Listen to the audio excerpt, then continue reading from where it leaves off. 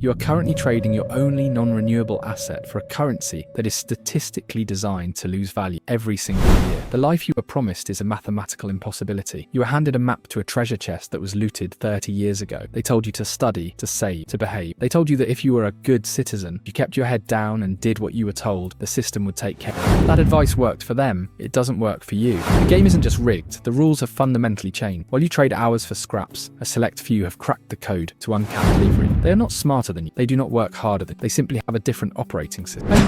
Today we burn the rule. This is the untold truth about money. Part 1, the old map versus the new terrain. To understand why you aren't wealthy yet, you first need to understand the program you received. It is a script running in the background of your mind, installed before you were old enough to question.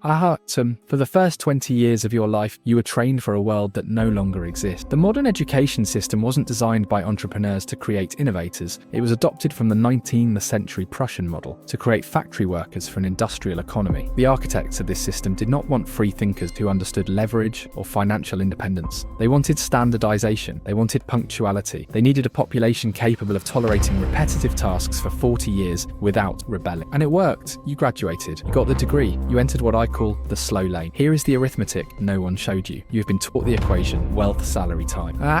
Let's run the numbers. Let's say you earn $25 an hour, roughly $50,000 a year. You work 40 hours a week. After taxes, rent, food, insurance, and the car payment you need just to get to the job, maybe, if you are disciplined, you save $500 a month. To save $1 million at that rate simply by stacking cash, it will take you roughly 166 years. But wait, traditional advice says, invest in the stock market, the miracle of compound interest. Fine, let's play that game. Let's say you put that $500 a month into the market and get an average 7% return. Now you can retire with $1 million in 40 years. You will be 65 years old. You will have traded your prime years, your energy, your youth, the decades where you could actually enjoy the money, for a sum of cash that, due to inflation, will be worth about 40% of what it is today. $1 million in 40 years isn't a fall. It's a modest safety net that barely covers medical bills. This is the deception. Wealth at the end of life is reimbursement for a life you never lived. It is a consolation prize. The fundamental lie is that wealth is a function of time. It is the belief that if you just work hard enough for long enough, the universe will owe you a fortune. But the universe owes you nothing. The market does not care how hard you work. Wait, consider the construction worker. He destroys his body for 12 hours a day. He works objectively harder than almost anyone. Now consider the investor. He makes a few key decisions a year. The construction worker struggles to pay rent. The investor buys an island. Is the world evil? No. The market is a neutral mechanism that rewards value, not effort. You are using a map from 1970 to navigate the terrain of the 2020 OTS. The terrain has changed. In 1970, a defined benefit pension was standard. If you worked for a company for 30 years, they paid you for life. That deal is dead. It was replaced by the 401k, a defined contribution plan, where the risk was shifted entirely from the company to you. If the market crashes the year you retire, that's your problem, not theirs. Your parents bought a house for 3 times their annual salary. You are looking at 10 times. The cost of education has skyrocketed, while the value of a degree has plummeted. The safe path, the degree, the corporate ladder, the reliance on a single paycheck, is now the risky part. Inflation eats your saving. Technology threatens your job. The ladder you are climbing is leaning against a burning building. To escape this trap, you must reject the premise that time equals money. Time is the one thing you cannot buy more of. To trade it for a paycheck is a losing game because you are trading a finite asset for an infinite currency that governments can print at will.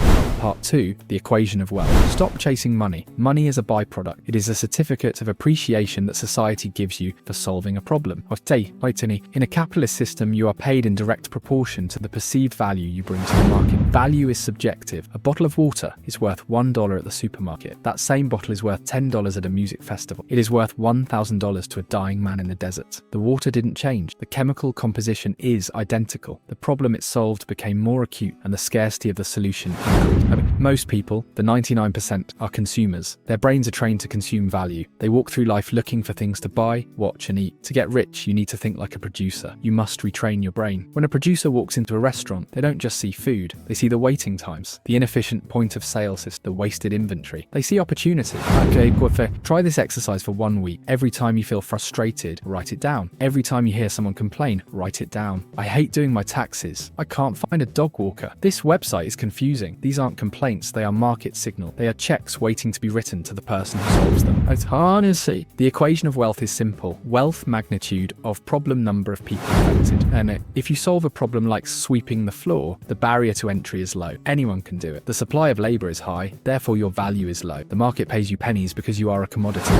If you solve a problem like designing complex software software architecture, the barrier to entry is high. Few people can do it, therefore your value is high. However, a warning, not every problem is worth solving. Predatory lending solves a problem for the desperate. Addictive gambling apps solve the problem of boredom, but these create net negatives. True wealth, the kind that lets you sleep at night, comes from solving problems where your profit aligns with your customers' success. Be a builder, not a parasite. Parasitic businesses eventually get regulated out of existence or destroyed by reputation. Build a business is common. But here's the trap even high earners fall in. The neurosurgeon, the top-tier lawyer, they have high perceived value. They make $500,000 a year. They drive Porsches, but they are still not free. Why? Because they are still trading time. Okay, if the surgeon stops working, the income stops. They have a high-paying job, but they do not have wealth. They are simply well-paid hamsters on a golden wheel. Wealth is assets that earn while you sleep. Wealth is the freedom to stop. To break the barrier to freedom, you need to introduce a new variable. You have the value. Now you need the multiplier. You need to detach your income from your time. Part 3, the scale, the levers. This is where the road forks. This is the difference between a doctor in private practice and the founder of a telemedicine app. Both help people get medical care, but one is limited by physics and the other scales indefinitely. A doctor in private practice can see 20-30 patients a day max. Their income is capped by the hours in the day. Their growth is linear. If they want to double their income, they have to double their hours, which is physically impossible. A fix, the app founder builds the system once. That system can serve one person, or it can serve 100 million people. The effort to serve the millionth customer is effectively the same as serving the first. This means your costs do not increase as your revenue increases. Economists call this zero marginal cost. This is the key to modern wealth. It means you can scale without breaking. If your solution requires your personal presence, you will never be wealthy. You will only be tired. You will act as a bottleneck to your own growth. You will build a prison and call it a career.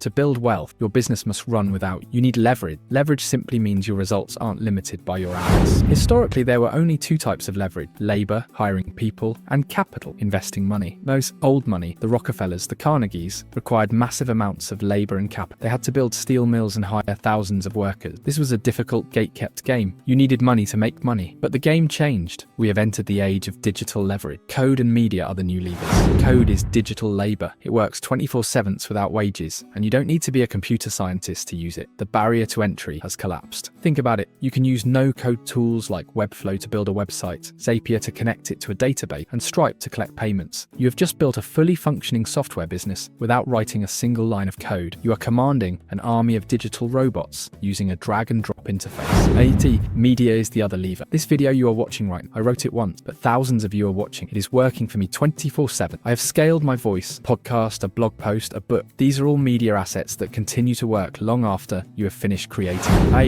Ask yourself, is your work scalable? Can you impact 1 million people with the same effort it takes to impact one? Wait, if you open a restaurant, you are limited by geography. That is a job disguised as a business. If you franchise that restaurant, now you are selling the system. That is a business. If you sell the recipe as a digital course, that scales indefinitely. So, the magnitude of your wealth is determined by the magnitude of the problem you solve, multiplied by the number of people you solve it for. Solve a small problem for many people, you're rich. This is Uber, Spotify, Netflix. Solve a big problem for many people, you're Elon Musk. But creating the business is just the vehicle. It is not the destination. Most people get lost here. They build a successful business and stay in it for 40 years. You don't build a rocket just to sit in it. You build it to escape the app. Part 4, the bridge. You might be thinking, this sounds great, but I have rent to pay. I have a family. I can't just quit my job. You are right. And this is where most advice fails you. They tell you to take a leap of faith. That is terrible advice when you have bills to pay. You do not take a leap of faith. You build a bridge. The most effective path is the hybrid model.